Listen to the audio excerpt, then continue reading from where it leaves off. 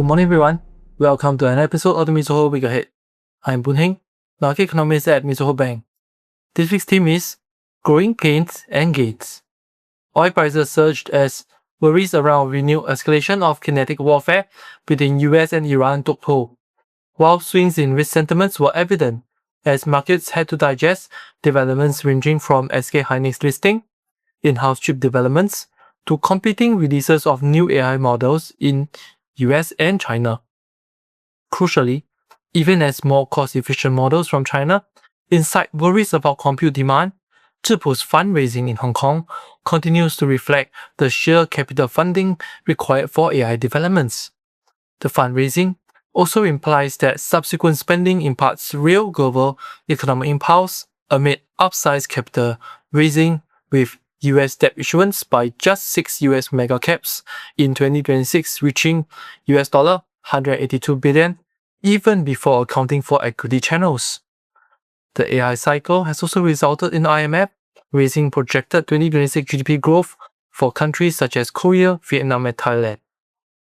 The demand boost, though, may be conspiring with simmering inflation pressures, keeping global central banks cautious on their inflation mandate. Specifically, core inflation in Thailand, Philippines, and Taiwan edged higher last week, reflecting broadening of price pressures as supply constraints in global trade persist. For Thailand, the legal clearance of their Thai baht 400 billion debt also affirms a creep up in the public debt to GDP ratio, adding further drag to the Thai baht on top of the gold price slippage. Inflation pressures intensified over the weekend, as oil prices are starting the week higher on renewed US-Iran strikes over the weekend.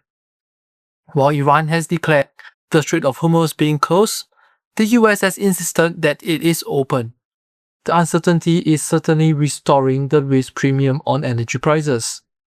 Looking ahead, the Bank of Korea will be on course to hike rates by 25 basis points as inflationary pressures remain unrelenting in Korea, alongside stubborn persistent in property price growth in Seoul, triggering macro-prudential worries.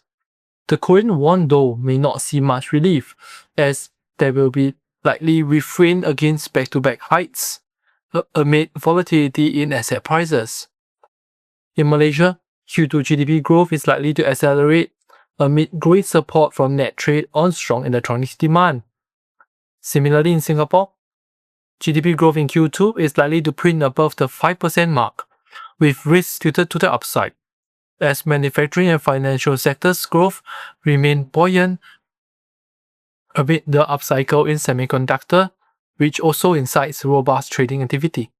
To be clear, the upside in economic growth provides space, but it does not imply imminent tightening by the MAS, as elevated uncertainties restrain tendencies to be preemptive on inflation pressures.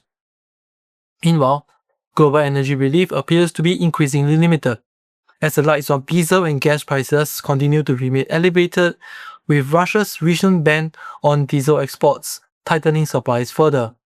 US CPI print this week may also yet be another reminder that the pain is far from over. For more information, please refer to our Week Ahead publication or contact your respective sales desk and RMs. And for regular notification on our market views, please subscribe to our channel and hit the notification button. Thank you.